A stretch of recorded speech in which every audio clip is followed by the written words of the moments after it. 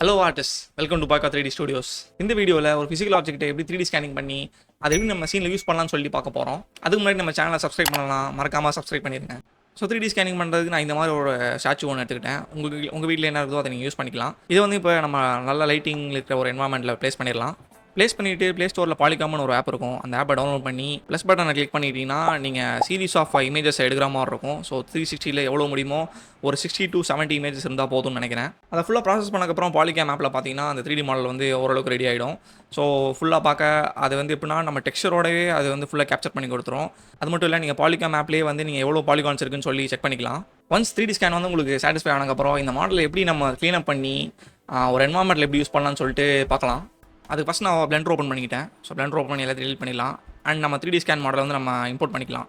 So import பண்ண உடனே நம்ம மாடல் பார்க்க இப்படி தான் இருக்கும். ஸோ இதிலே டெக்ஸ்சருமே நம்மளுக்கு இருக்கும். ஸோ பார்த்தீங்கன்னா உங்களுக்கே தெரியும், எல்லா டீட்டெயில்ஸுமே இதில் கேப்சர் ஆகிருக்கு.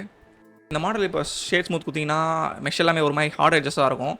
ஸோ இதுக்கு என்ன ரீசன் கேட்டிங்கன்னா, ஒரு மெஷ்ஷுமே இந்த ஹோல் மெஷ்ஷே நம்மளுக்கு செப்பரேட் பீசஸாக இருந்திருக்கு. ஸோ இதில் வந்து நம்ம கமெண்ட் பண்ணோம்.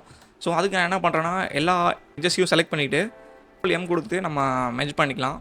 ஸோ நான் வந்து அட் டிஸ்டன்ஸ்னு கொடுத்து மர்ஜ் பண்ணிக்கிறேன். ஸோ இதோட வேல்யூ வந்து ரொம்ப லோவாக இருக்கணும். ஸோ 0.001 இருந்தால் கரெக்டாக மர்ஜ் ஆகிடும். ஸோ இப்போ பார்த்தீங்கன்னா அந்த ஹார்ட் எட்ஜஸ் எதுவுமே விசிபிளாக இல்லை. அண்ட் அந்த மெஷ் வந்து பெர்ஃபெக்டாக கம்பைன் ஆயிருக்கு. இந்த 3D ஸ்கேனில் இப்போ பார்த்தீங்கன்னா அந்த ஸ்டூலோட டாப்பும் சேர்ந்து நம்மளுக்கு ஸ்கேன் ஆகி வந்துருச்சு. ஸோ இதை தான் நான் இப்போ ரிமூவ் பண்ண போகிறேன். அதுக்கு வந்து ஃபுல்லாக செலக்ட் பண்ணிட்டு லாசோ டூல் யூஸ் பண்ணி எனக்கு எந்தெந்த ஃபேஸஸ் எல்லாம் வேணுமோ அதை மட்டும் நான் டீசெலக்ட் பண்ணிட்டு மொத்தமாக டெலிட் பண்ணிடுறேன். லாசோ டூல் வச்சு செலக்ட் பண்ணுறப்ப உங்களுக்கு ஈஸியாக செலக்ட் பண்ணலாம் ஃபேஸஸ் எல்லாத்தையும். அதுக்கப்புறம் பாட்டமில் ஒரு ஹோல் இருக்கும். ஸோ அந்த ஹோலை வந்து நான் ஜஸ்ட்டு ஃபில் பண்ணிடுறேன். ஸோ இந்த ஓவரால் 3D ஸ்கேனை வந்து நம்ம க்ளீன் பண்ணியாச்சு. ஸோ இது நம்ம ஒரு என்வாயன்மெண்ட் க்ரியேட் பண்ணி அதை ப்ளேஸ் பண்ணி வைக்கலாம். அது நான் ஃபஸ்ட்டு ஒரு பிளேன் ஒன்று ஆட் பண்ணிக்கிறேன். ஸோ அந்த பிளேன் ஆட் பண்ணி ஃபுல்லாக நல்லா ஸ்கேல் பண்ணி வச்சுக்கிறேன் எவ்வளோ வேணுமோ. ஸோ இதான் நம்ம ஃப்ளோராக யூஸ் பண்ண போகிறோம். ஸோ அந்த பிளேனுக்கு வந்து நான் ஒரு மெட்டீரியல் ஆட் பண்ணிக்கிறேன். அது என்ன மெட்டீரியல் கேட்டிங்கன்னா, பாலிஹெவன்லேருந்து ஒரு பீச் மெட்டீரியல் ஒன்று எடுத்துக்கிட்டேன். ஸோ இந்த ஸ்டாச்சு வந்து ஒரு பீச்சில் இருக்கிற மாதிரி ஒரு என்வாயன்மெண்ட்டில் பண்ணலான்னு சொல்லிட்டு ஐடியா பண்ணேன். ஸோ அந்த டெக்ஸ்சர் பார்க்க இப்படி தான் இருக்கும். ஸோ அந்த பிளேனை வந்து நான் இப்போ என்ன பண்ணுறேன்னா சப்டிவிஷன் ஆட் பண்ணிக்கிறேன். ஏன்னா நான் அதை டிஸ்ப்ளேஸ் பண்ணலான்னு ஒரு ஐடியா பண்ணியிருக்கேன். ஸோ டிஸ்ப்ளேஸ்மெண்ட் யூஸ் பண்ணுறதுக்கு நம்ம சப்டிவேட் பண்ணணும். ஸோ நான் வந்து முடிஞ்ச அளவுக்கு எவ்வளோ வேணுமோ அந்த அளவு நான் சப்டிவேட் பண்ணி டிஸ்ப்ளேஸ்மெண்ட் ஆட் பண்ணிடுவேன். இப்போ சப்டிவேட் பண்ணிவிட்டு அடுத்து ஒரு மாடிஃபயரில் போய்ட்டு ஒரு சப்டிவிஷன் சர்ஃபேஸ் ஒன்று ஆட் பண்ணிக்கிறேன். ஸோ எக்ஸ்ட்ரா டீட்டெயில்ஸ்க்காக அடுத்து யூவி எடிட்டர் போய்ட்டு அந்த பீச் மெஷோட யூவியை செலக்ட் பண்ணி எவ்வளோ வேணுமோ அந்த அளவு ஸ்கேல் பண்ணி வச்சுக்கிறேன்.